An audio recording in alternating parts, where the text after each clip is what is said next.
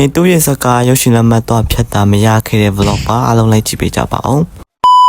so ခုကကြတော့မနက်စောစောစီစီပေါ့နော်ညနေသွားကြည့်ဖို့အတွက်ရုပ်ရှင်လက်မှတ်တော့ဖြတ်နေတာဖြစ်ပါတယ်အမကောင်းစွာနဲ့ရုပ်ရှင်လက်မှတ်အကုန်သွားပါတယ်ယုံပြီးသွားပါတယ်ဒီစကား line ပေါ်မှာလည်းအရင် trend ဖြစ်နေတော့ကြည့်ချင်တဲ့လူတွေများတယ်ထင်ပါတယ်ဒါကြောင့်အဖီတို့ကမကြည့်လိုက်ရပါဘူးရုပ်ရှင်လက်မှတ်မရတဲ့အတွက် LP တို့ဒီမြစ်စိတ်ပေးမှာတပ်ပုံသွားရိုက်ရှုခင်းသွားကြည့်ပြီးမှသွားခဲ့ပါတယ်ဒီလိုပျော်နေရင်းနဲ့ကြောင်းတက်ရမယ်ဆိုတဲ့မွတ်ကြီးဝင်လာတော့